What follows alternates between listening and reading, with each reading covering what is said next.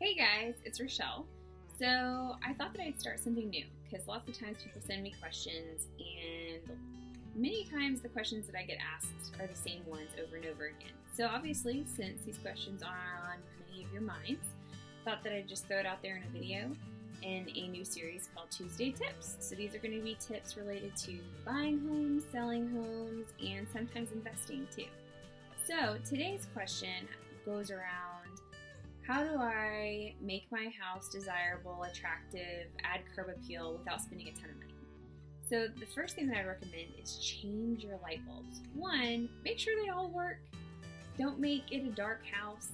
Also, if you have soft white light bulbs, change those babies out to daylight bulbs ASAP. So the brighter, the better.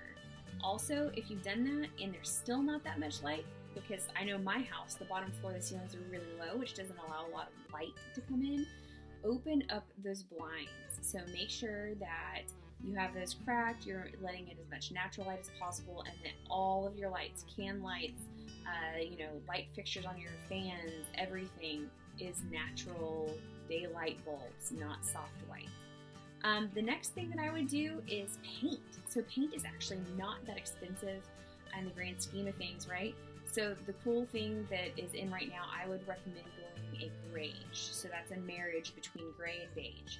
Some of the most favorite ones out there right now, not my favorite, but favorites of buyers, are Sherwin-Williams Agreeable Gray, and then also Sherwin-Williams Worldly Gray. Now, Worldly Gray is going to have a little bit more tan to it, and Agreeable Gray, while it still looks like beige, it has more gray to it than the Worldly Gray does. So just keep in mind, both work with either a gray palette or a tan palette, and so because they're a beautiful neutral color, that's going to be appealing to the masses.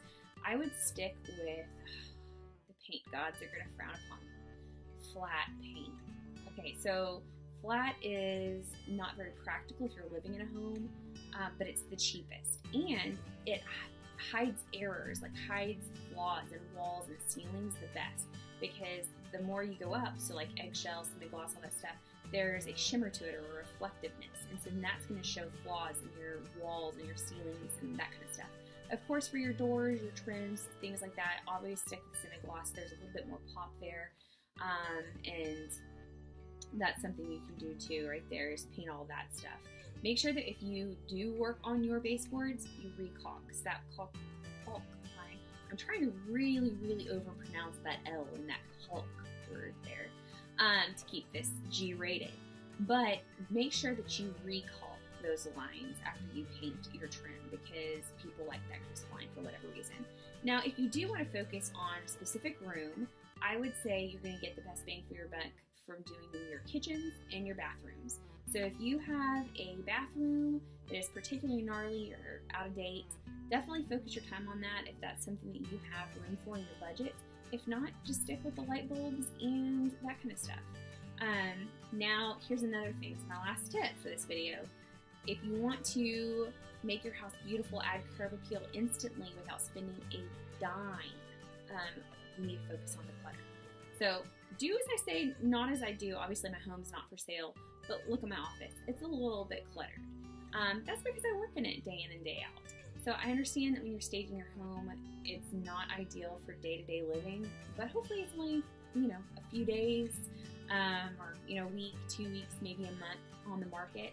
And so it's not for forever, but make sure that you're putting a ton of stuff in your box. So what I would tell my clients is, I give it to them first. I say, declutter your house. Put everything in your box that is not essential or not beautiful or whatever. Stick it in your garage, stick it up in the attic, and then let me come through. And I guarantee you, during my wave of inspection, there's going to be more stuff added to it as well that's going to end up being put up. So after that, everybody's on the same page, the house is decluttered, and you didn't spend a dime to do that. So in retrospect, we've got paint, we've got light, and we've got decluttering. And if you do have a little bit more money in your budget, focus on your kitchen and your bathroom. Thanks, guys. Talk to you later.